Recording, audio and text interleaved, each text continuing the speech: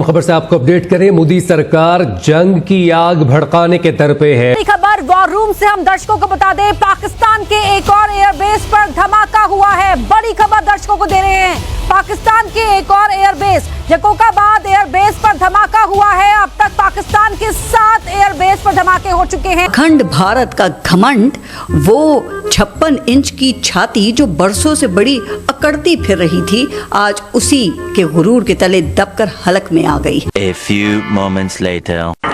भाईजान नूर खान बेस में आके गिरा है। ये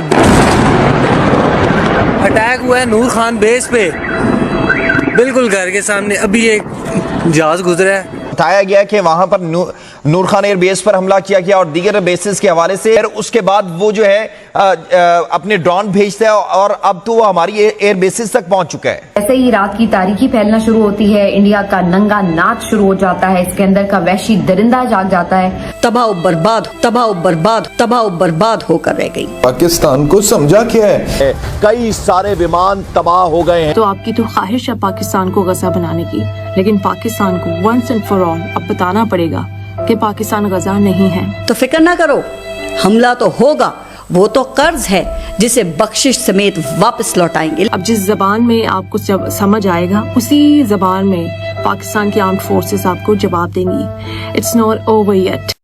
जब तक तुम तौबा करके माफी ना मांगो मंजूर पिश्तीना बारंग बल्लो को हम कभी माफ नहीं करेंगे। उनकी कल्पना से भी बड़ी सजा मिलेगी। मैं अपने पश्तून भाइयों से गुजारिश करता हूं कि अब फौज को आपकी जरूरत है। अपनी अपनी कलाशनिकोव निकालकर बॉर्डर पर पहुंचे। हम लाते हैं टॉक शोज और अनलिमिटेड एंटरटेनमेंट सिर्फ YouTube पर। अगर आपने अभी तक हमारा चैनल सब्सक्राइब नहीं किया तो अभी सब्सक्राइब करें और बेल आइकॉन को क्लिक करके हमारी लेटेस्ट वीडियोस के बारे में अपडेट जानें। कोई भी आतंकी कार्रवाई युद्ध मानी जाएगी, भारत की तरफ से साफ कर दिया गया है। आतंकी कार्रवाई का जवाब युद्ध मान कर दिया जाएगा, ये भारत की तरफ से कहा जा रहा है। लीजिए, ये बहुत बड़ी खबर है जो सामने आ रही है। जैसे ही रात की तारीकी फैलना शुरू होती है, इंडिया का नंगा नाच शुरू हो जाता है, इसके अंदर का वहशी दरिंदा जाग जाता है, जो ना इस वक्त गैर को देख रहा है ना अपनों को देख रहा है, और एक अजीब किस्म का जंगी जुनून है जो नरेंद्र मोदी के सर पर सवार है, और एक अजीबोगरीब वहशत का आलम है इनके ऊपर। कुछ समझ नहीं आ रही कि ये क्या चाह रहे हैं, क्या इनकी प्लानिंग्स हैं, क्योंकि ना ये अपनों को छोड़ रहे हैं, अपने मुल्क पर भी ये मिसाइल मार रहे हैं और पाकिस्तान को भी इन्होंने निशाने पर रखा हुआ है। पाकिस्तान के हर शहर में इन्होंने ड्रोन अटैक किया है और 2 दिन से पाकिस्तान ने इनके तकरीबन दर्जनों 70-80 के करीब जो ड्रोन्स हैं वो मार गिराए हैं। आज भी ये सिलसिला जारी रहा, लेकिन इस वक्त की सबसे बड़ी खबर ये है कि नूर खान एयरबेस पर, पाकिस्तान की नूर खान चकलाला एयरबेस के ऊपर मिसाइल दागा गया है इंडिया की तरफ से। अगरचे ये मिसाइल नाकारा बना दिया गया, इसको फिजा में ही इंटरसेप्ट करके खत्म कर दिया गया, लेकिन आप देखिए कि इनकी जुर्रत देखिए और इनका जो हमला था उसका शिद्दत का अंदाजा लगाइए कि कहां तक बात पहुंच चुकी है कि चकलाला एयरबेस के ऊपर इन्होंने मिसाइल तक दाग दिया है। रात गए ये सिलसिला शुरू हुआ है और इनकी ओवरऑल जिस वक्त की सिचुएशन है, इसी के बारे में मैं आपको अपडेट करने के लिए इस वक्त बैठी हूँ।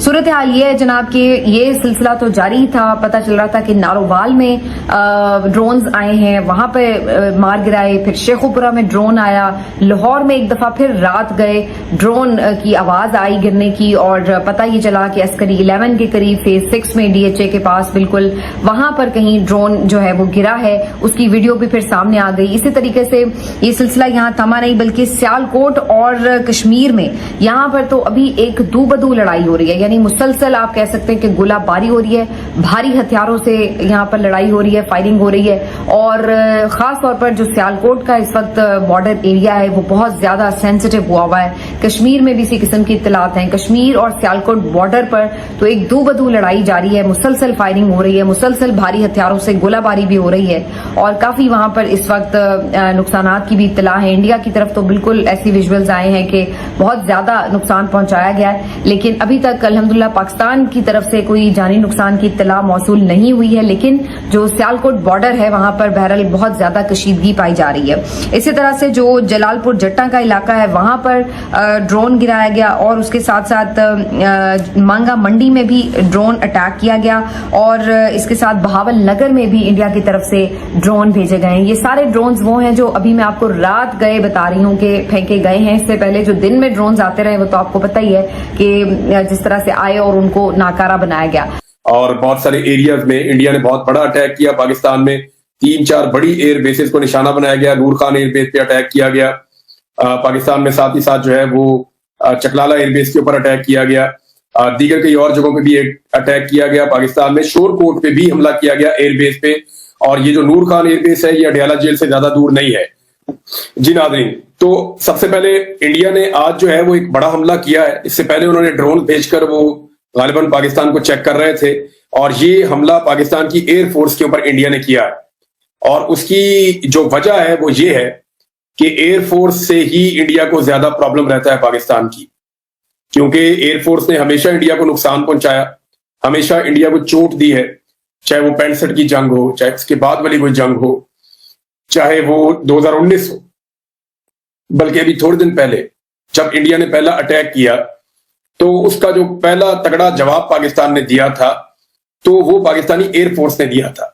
और अब नाज़रीन सिचुएशन ये है कि पाकिस्तान की एयरफोर्स के ऊपर या एयर बेसिस के ऊपर इंडिया ने अटैक किया है। और ये वो एयर बेसिस हैं जो इस्लामाबाद को, कैपिटल को और आसपास के इलाकों को जो है वो महफूज रखती हैं। इमरान खान साहब अडयाला जेल में महफूज नहीं है। इस बारे में ख्वाजा आसिफ ने खुद कहा कि ड्रोन है वो कहीं भी जा सकता है।